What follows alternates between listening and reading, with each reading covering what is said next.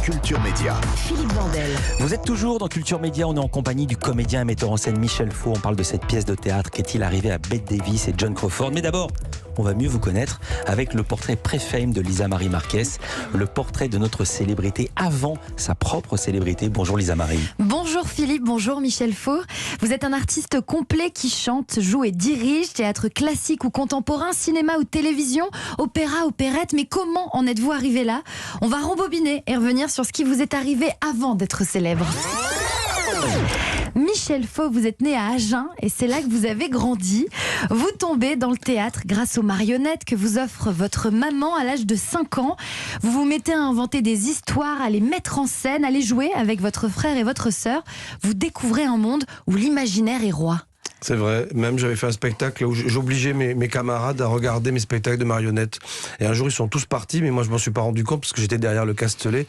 Donc j'ai fait un spectacle devant une salle vide. Déjà ça commençait bien. Michel Faux, votre maman vous amène voir des opéras et des opérettes, par exemple Les Pêcheurs de perles de Bizet, vous avez 9 ans. Qu'enfin je revois, après de si longs jours, après de si longs mois. Votre maman toujours vous amène également au théâtre. Tout commence au théâtre municipal du Cournot à Agen avec La Belle de Cadix de Francis Lopez. Elle vous fait découvrir tous les styles de théâtre, de la tragédie à la comédie de boulevard, du classique à l'avant-garde. Vous forgez votre goût.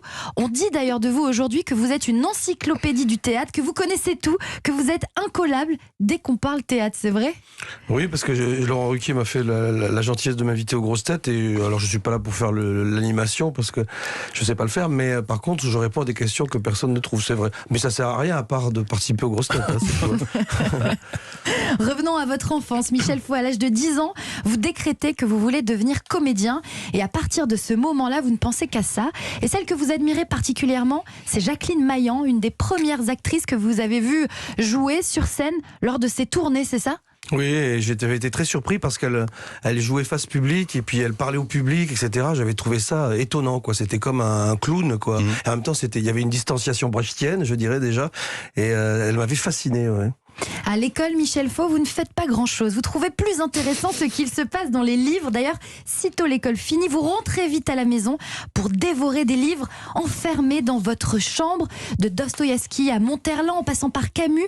Vous n'êtes peut-être pas un bon élève, mais vous connaissez tous vos classiques. Un jour, votre prof de philo vous a dit « Vous n'avez pas le bac, mais vous êtes plus cultivé que tous ceux qui l'ont ». Oui, mais c'était vrai. Ça, déjà, le bac c'était déjà une catastrophe à l'époque. Donc, oui, c'est vrai. Je trouvais ça beaucoup plus excitant d'aller lire Camus ou Cocteau que ce qu'on me racontait à l'école. Voilà. Mais ça dépendait du professeur. Il y avait quand même des professeurs intéressants. À 18 ans, l'esprit plein de rêves, Michel Faux, vous quittez Agen pour Paris. Vous entrez au Conservatoire national supérieur dans les classes de Pierre Vial, Michel Bouquet et Gérard de Sarthe. Mais vous vous rendez compte que ce n'est pas aussi facile, que c'est à vous d'inventer votre théâtre.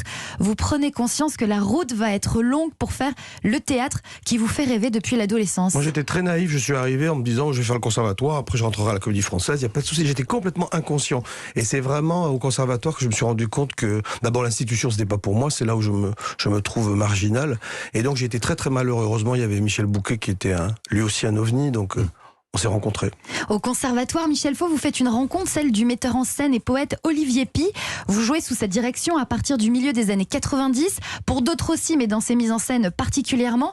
Et surtout, il vous écrit des rôles extravagants, magnifiques, des personnages qui correspondent à votre folie et votre univers. C'est l'un des premiers à vous proposer des rôles de femmes travesties. Oui, c'est une grande histoire. Elle a changé ma vie, Olivier Py. Mais comme toutes les grandes histoires, ça s'est mal fini parce que je pense que ces gens-là, ils peuvent vous dévorer. Ils vous apportent beaucoup de choses. J'en parlais avec Philippe Cobert. Il a eu le même rapport avec Mouchkine. Et je pense que des gens comme ça, il faut au bout d'un moment s'en échapper pour exister. Mais par contre, c'est une initiation essentielle, évidemment.